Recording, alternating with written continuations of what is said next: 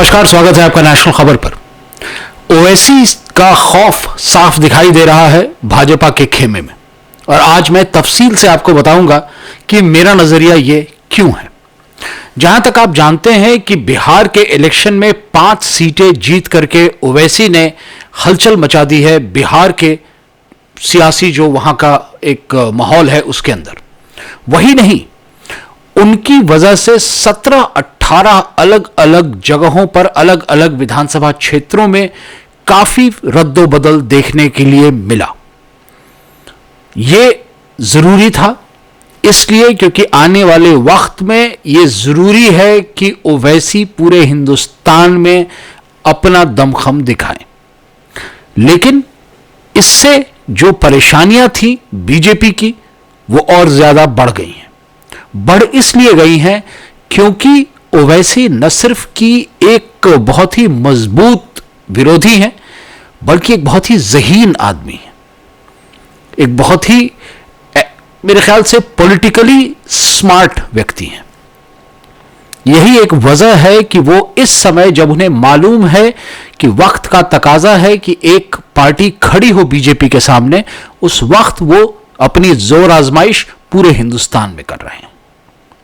खौफ की जहां तक मैं बात कर रहा था, खौफ इसलिए आपको यह साफ दिखाई दे रहा है क्योंकि बिहार में बहुत ही बड़े बदलाव कर रही है बीजेपी अपने खेमे में।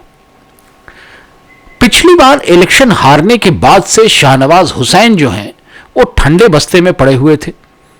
कोई खास उनके ऊपर तवज्जो नहीं दी जा रही थी बीजेपी में, और कभी कभार वो इलेक्शन के वक्त या किसी जगह पर अगर जो है डिबेट वगैरह होती है टेलीविजन पे तो वहां दिखाई दे जाते हैं।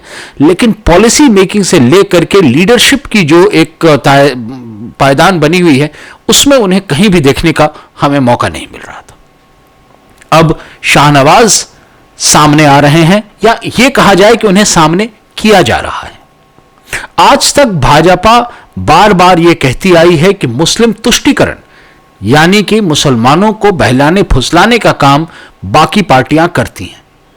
लेकिन इस समय शाहनवाज का दोबारा बिहार की लोकल पॉलिटिक्स में एक्टिव होना इस बात को साफ दिखाता है कि किस तरह से बीजेपी भी मुस्लिमों को गुमराह करने की शायद कोशिश कर रही है कि हमारे यहां मुस्लिमों को बहुत तरजीह दी जाती है, जबकि हम भी जानते हैं कि सिवाय कैमरे के सामने आ करके एक मुसलमान चेहरा बनने के इनके हाथ में पार्टी के अंदर कोई पावर होता नहीं है। यही हालत कांग्रेस के अंदर भी जितने मुस्लिम लीडर हैं उनकी है। ये तमाम लीडरान कैमरे के सामने आ करके ये दिखलाते हैं कि उनके पास बहुत ताकत है, लेकिन कांग्रेस में ये हम भी जानते हैं या आप भी जानते हैं कि गांधी परिवार के बाहर किसी के पास ताकत नहीं।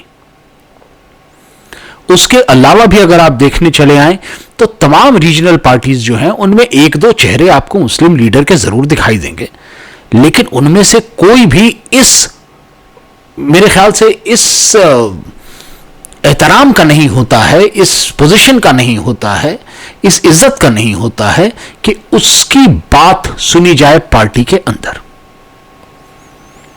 तो यह खौफ ही है ओवैसी का जो इस वक्त बीजेपी को मजबूर कर रहा है कि वो किसी न किसी तरह से शाहनवाज को सामने ला करके ओवैसी को काटे।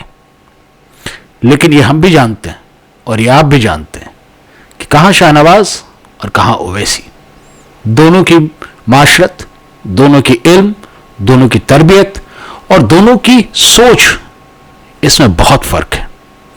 और यही फर्क हमें बताता है कई बार कि कौन पूरी आवाम के लिए ज्यादा अच्छा होगा या बुरा। फैसला मैं आप पर छोड़ता हूं, और आप पे एक फैसला नहीं छोड़ सकता मैं, और वो है इस चैनल को सब्सक्राइब करने का। ये फैसला हमारी तरफ से है कि आप इस चैनल को सब्सक्राइब करने जा रहे हैं, और गुजारिश है कि इस फैसले का एहतराम करें। Thank you.